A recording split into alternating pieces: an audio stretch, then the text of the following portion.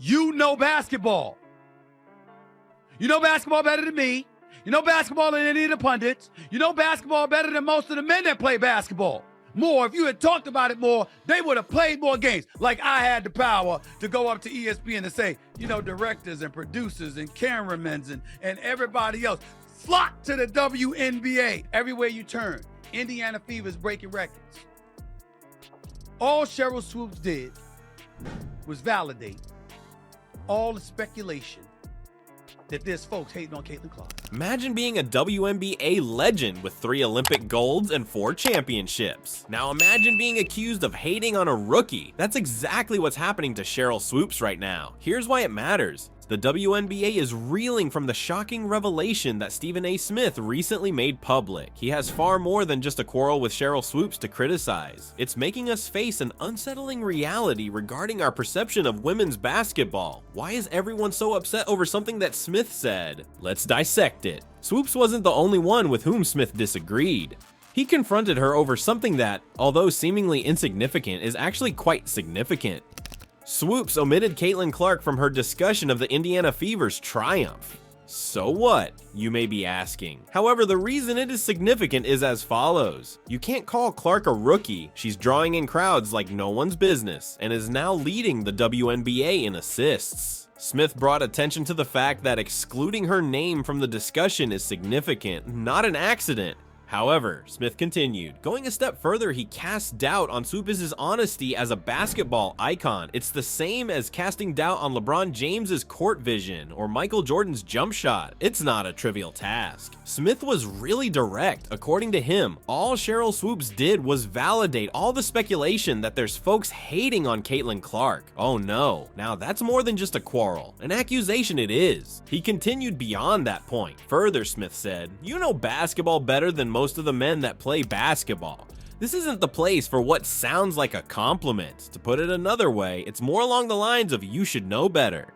This goes beyond a single comment or player. How we discuss women's basketball is at the heart of the matter. It all comes down to who receives recognition and who goes unnoticed. Plus, it's debating whether legendary figures like Swoopes should be held accountable for uplifting subsequent generations. The intriguing part, though, begins at this point. It wasn't only Swoopes that Smith criticized in his remarks. A long simmering divide in the basketball community was laid bare by them. There is the established canon, comprised of the pioneering figures of yesteryear. Then there are the rising stars who are shaking things up. And squished in the center, enthusiasts like ourselves, attempting to determine the truth. No basketball like Sheryl Swoopes does.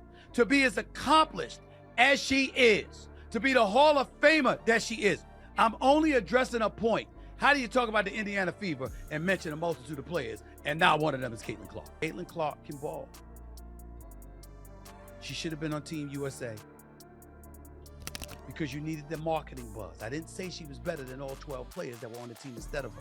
Swoopes has just revealed something shocking, and it's not only because of her feud with Stephen A. Is it possible that personal interactions in athletics are essential rather than just acceptable? Her remarks have made us reevaluate our understanding of what it is to discuss sports in a fair manner. There was more going on when Sheryl Swoopes retaliated against Stephen A. Smith. She started a discussion that has basketball players and fans alike agog. The focus has shifted away from Caitlin Clark. This is a question concerning sports commentary as a whole. In her first public statement, Swoopes defended her right to talk about the players with whom she has a personal relationship. Hold on a second, isn't that biased? You may be asking. However, things get trickier from here on out. Swoopes isn't your average pundit. She's a true game changer and has extensive connections. Equally unflinching was she. The line was drawn by Swoopes, who said, you talk about whoever and whatever you want to talk about on your podcast, correct? So why can't I also? All of the sports journalists are baffled by this question.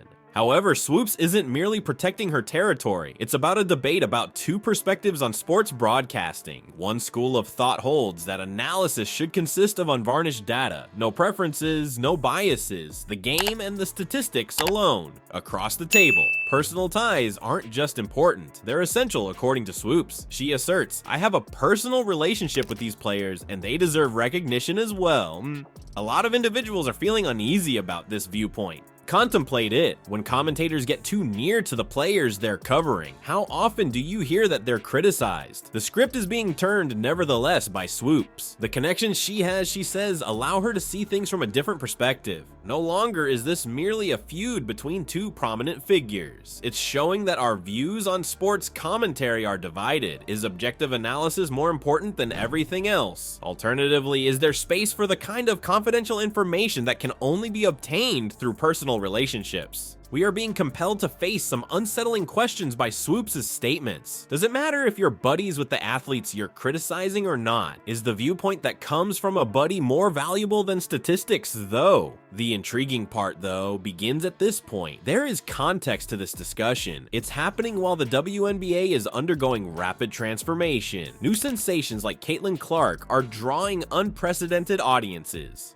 One factor is the impact of social media on fan engagement. Amidst all this upheaval, legendary figures like Swoopes are scrambling to find their place. Are these only artifacts from an earlier era, or do they have a distinct and increasingly powerful voice because of the people they know and the things they've been through?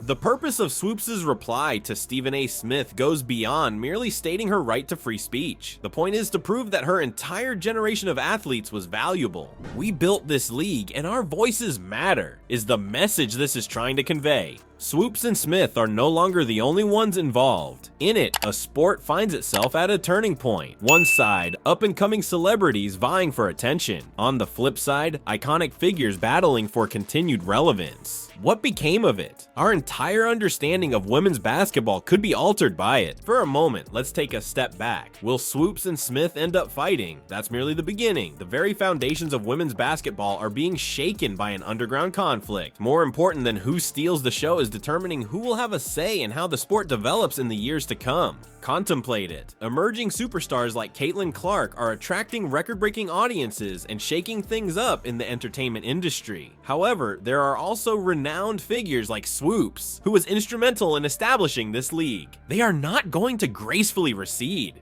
Feeling this kind of pressure? Tensions have been rising for some time. You can feel it whenever a rookie steals the show or a record falls. As they see their legacy unfold, the old guard wonders if they will be forgotten. A new generation that is itching for a moment in the spotlight is asking why they are being kept in line. However, the tough part starts here. This goes beyond mere vanity. How we discuss women's basketball is at the heart of the matter. Methods by which we evaluate abilities, the criteria by which we evaluate advancement. Thus, the Swoopes-Smith confrontation arises. Smith wasn't critiquing a single remark when he criticized Swoopes for excluding Clark. A larger discussion was being tapped into by him. Is it more important to highlight the up-and-coming artists who are drawing in the crowds? Or should we treat the players who have been consistently good for a long time with the same amount of attention? Swoopes retaliated by asserting her right to discuss players with whom she has a personal relationship. However, this leads to an entirely different set of inquiries. Does objective analysis have more value than insider knowledge? If you have friendships with the players, can you still be fair? On the other hand, does that friendship provide you with non-statistical insights?